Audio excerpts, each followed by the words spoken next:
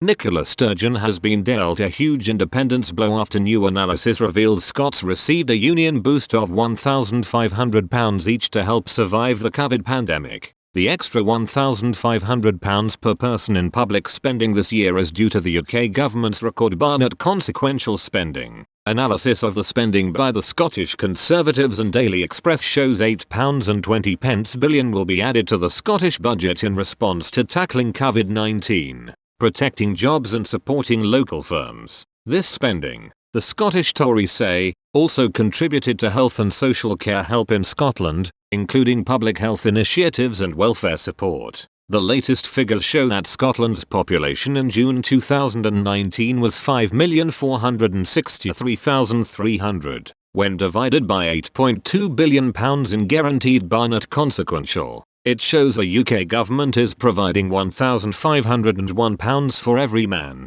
woman and child in Scotland to tackle COVID-19 this year. It comes as Nicola Sturgeon preached her desire for a second independence referendum in Holyrood this week based on the fact the UK could be heading for a no-deal Brexit as trade talks come down to the wire. Speaking during FMQs last week, she said, "The only reason, right now, we are faced with the prospect of a no-deal Brexit in Scotland is because we are not independent and it has been foisted upon us against our will. Independence is not the same as Brexit. Independence would see Scotland joining other independent countries in the European Union, working together where we need to, including on matters like COVID and charting our own future. At the same time, the Treasury has announced a further £800 million in coronavirus funding to be shared among the devolved administrations. Chief Secretary to the Treasury Stephen Barclay said this week the funding would be split into £400 million for the Scottish Government, £200 million for the Welsh Government and £200 million for the Northern Ireland Executive.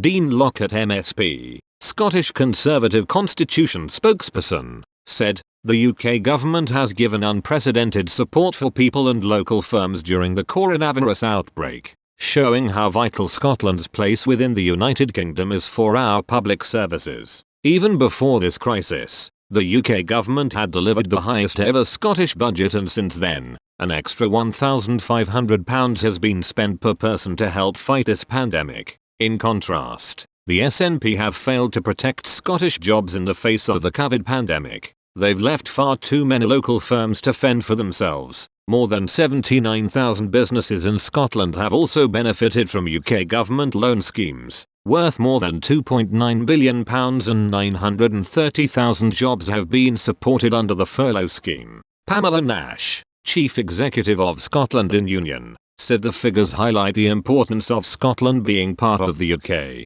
She told Daily Express, "This support for Scotland's fight against COVID-19 comes from being part of the UK. The broad shoulders of the UK are helping every nation and region during these difficult times, but it will take years for the economy and public services to recover, which is why all governments must prioritise rebuilding our country together, and the SNP should drop its obsession with a divisive second independence referendum." Scottish Secretary Alistair Jack added, "The UK government is committed to supporting people in all parts of the UK during this difficult time, which is why today we have given £400 million extra to the Scottish government for their COVID-19 response. This is on top of direct UK government COVID-19 support to people and businesses in Scotland, including the furlough and self-employment schemes, business loans, VAT cuts for the hardest hit sectors, and investing billions in our plan for jobs and our welfare safety net." In response, Alison Thewlis MP, the SNP's shadow chancellor, told Daily Express,